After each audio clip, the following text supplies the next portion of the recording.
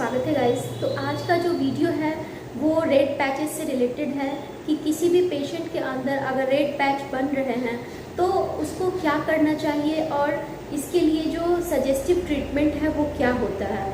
तो सबसे पहले चीज़ कि अगर किसी पेशेंट के माउथ के अंदर रेड पैच बन रहा है और वो कितने समय से बन रहा है, सबसे पहले इसकी जानकारी हमें होनी चाहिए और आपने इसे कब ऑब्जर्व किया है।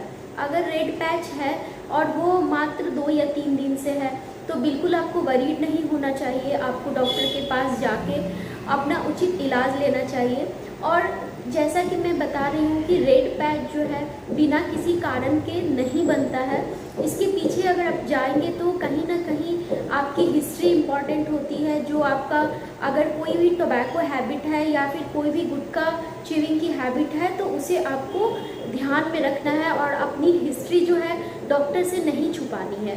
सबसे पहली चीज़ कि हम लोग देखते हैं कि पेशेंट का हिस्ट्री क्या है और अगर पेशेंट टोबैको च्यूअर है और उन्हें रेड पैच बना है तो वो किस साइट पे है, क्योंकि ये भी एक बहुत बड़ा फैक्टर है कि जो रेड पैचेज हैं अगर वो फ्लोर ऑफ माउथ में है और काफ़ी लंबे समय से means more than 20 to 25 days से वो परसिस्ट कर रहा है आपके माउथ के अंदर और वो ट्रीटमेंट लेने के बाद भी ठीक नहीं हो रहा है तो आपको अवेयर होना है। क्योंकि रेड पैच अगर हैबिचुअल पर्सन में होता है तो वहाँ पे डिस्प्लेजिया का जो ग्रेड होता है वो ज़्यादा होता है। Means moderate to severe diplegia वहाँ पे मोस्ट ऑफ द टाइम पाया जाता है और कई बार सीवियर डिस्प्लेजिया से भी आगे यहाँ पे पेशेंट का जो हिस्टोपैथोलॉजिकल रिपोर्ट है वो कार्सिनोमा इन सीटू तक जाता है। तो यहाँ पे साइट भी उतना ही इम्पॉर्टेंट है क्योंकि साइट से हम ये डिसाइड करते हैं कि ये कितना इन्वेजिव हो सकता है। अगर वो लेटरल बॉर्डर ऑफ टंग पे है या वेंट्रल सरफेस ऑफ टंग पे है तो भी आपको इसे सस्पिशियस समझना है क्योंकि यहाँ पे भी हीलिंग का जो रेट है वो स्लो होता है और अगर आप ऑब्जर्वेशन में रहेंगे तो उचित समय पे इसकी जांच की जा सकेगी। और अभी मैं एक केस यहाँ पे आपको दिखाना चाह रही हूँ। ये एक मेरे पेशेंट है जिन्होंने मुझसे ट्रीटमेंट लिया। आफ्टर 20 to 22 डेज़ के बाद इन्होंने मुझे कंसल्ट किया था क्योंकि ये कहीं और दिखा रहे थे और इनका प्रॉब्लम था कि इनकी जो म्यूकोसल एरिया है, जैसे आप फोटो में देख रहे हैं, वो हील नहीं हो रही थी और ये बकल म्यूकोसा के वेस्टिब्यूल में थी, मतलब बकल वेस्टिब्यूल में। तो यहाँ पे हीलिंग डिलेड था पेशेंट का, पेशेंट वरीड थे और चूंकि आप देख रहे हैं कि ये क्लियरली रेड पैच है तो ये जो रेड पैच है यहाँ पे हीलिंग डिलेड है तो कहीं ना कहीं ये डाउटफुल हो जाता है क्लिनिशियन के लिए भी, पेशेंट के लिए भी ये पैनिक सिचुएशन क्रिएट करता है।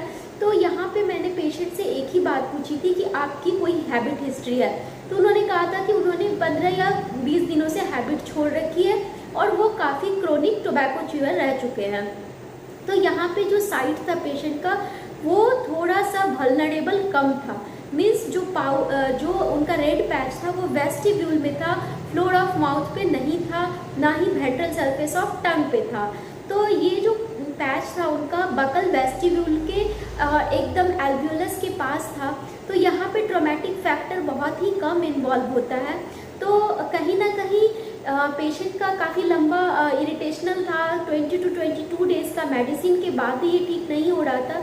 फिर भी मैंने पेशेंट से 2 वीक्स का समय लिया था कि आपको मैं 15 डेज़ के लिए मेडिकेशन प्रोवाइड कर रही हूँ और उनके कंडीशन को देखते हुए मैंने उन्हें मेडिसिन प्रिस्क्राइब किया। फिर भी पेशेंट पैनिक थे तो उनको मैंने ये बोला था कि आप एटलीस्ट 8 डेज़ रुक जाएं, उसके बाद आप बायोप्सी करवा सकते हैं और देख सकते हैं कि ये क्यों नहीं हील हो रहा है। तो पेशेंट का सडनली मैसेज आता है कि मेरा ये ठीक हो गया है। तो यहाँ पे मैं ये बताना चाहती हूँ क्योंकि मैंने 22 दिन इलाज के बाद, जो कि उन्होंने कहीं और लिया था, फिर भी मैंने उनसे 2 वीक्स का समय लिया था क्योंकि मुझे लग रहा था कि ये हील हो सकता है। क्योंकि जो इसका एरिया था वो फ्लोर ऑफ माउथ नहीं था, वेंट्रल सरफेस ऑफ टंग नहीं था, वहाँ पे ट्रॉमेटिक और इरिटेशनल फैक्टर के चांसेस कम थे। चूँकि मुझे ये डिस्प्लास्टिक से थोड़ा पीछे का सिचुएशन लग रहा था, डिस्प्लेजिया इसमें मुझे लग रहा था कि कहीं ना कहीं ये इरिटेशनल फैक्टर के कारण हुआ है। हो सकता है कि पेशेंट वहीं पे अपना टोबैको प्लेस करते हो या हो सकता है कि ये एक म्यूकोसाइटिस हो, ना कि ये इरिथ्रोप्लेकिया हो। तो प्रत्येक रेड लीजन इरिथ्रोप्लेकिया नहीं होता है, इस चीज़ को भी समझना है, क्योंकि हम जैसे ही रेड पैच देखते हैं तो हम डर जाते हैं कि हमें इरिथ्रोप्लेकिया हो गया है और मुझे इस अल्सर को कटवाना होगा। तो ऐसा बिल्कुल भी नहीं है। प्रत्येक पैच जो है वो इरिथ्रोप्लेकिया नहीं होता है। अगर वो इरिथ्रोप्लेकिया है तो पूर्णतः आपको यहाँ पे बायोप्सी के लिए प्रेफर्ड किया जाएगा, आपकी बायोप्सी ली जाएगी और वहाँ पे देखा जाएगा कि डिस्प्लेजिया का लेवल क्या है, क्या वो माइल्ड है, मॉडरेट है, सीवियर है या कार्सिनोमा इन सीटू है। उसी के हिसाब से आपका ट्रीटमेंट ऑफ चॉइस आपको प्रोवाइड किया जाएगा। और इस पेशेंट की जहाँ तक मैं बात करूँ तो इनके लिए एक फेवरेबल कंडीशन था कि इनकी जो साइट थी वो वल्नरेबल नहीं थी, इसलिए मैंने इनसे 2 वीक्स का वक्त लिया था और इनका जो बेस्ट रिजल्ट आया है, जो आप देख सकते हैं कि काफ़ी अच्छी हीलिंग हुई है, पेशेंट काफ़ी हैप्पी है। और उम्मीद करती हूँ कि आपके अंदर भी अगर कुछ इस तरह के डाउट्स होंगे कि अगर कोई रेड पैच है तो वो क्या इरिथ्रोप्लेकिया है, तो इस चीज़ के लिए मैंने ये वीडियो बनाया है कि अगर कोई भी रेड पैच है तो उसे डायरेक्टली इरिथ्रोप्लेकिया ना समझे, पहले आप उचित इलाज लें अपने सिचुएशन के अकॉर्डिंग, क्योंकि साइट इम्पॉर्टेंट है, पेशेंट की हिस्ट्री इम्पॉर्टेंट है और पेशेंट का हैबिट हिस्ट्री भी बहुत ज़्यादा इम्पॉर्टेंट है। तो इन सारी बातों को देखते हुए ही डिसीजन लिया जाता है और उम्मीद करती हूँ कि ये वीडियो आपके लिए हेल्पफुल होगा। Thank you so much for watching and if you like please share and subscribe my channel. Thank you.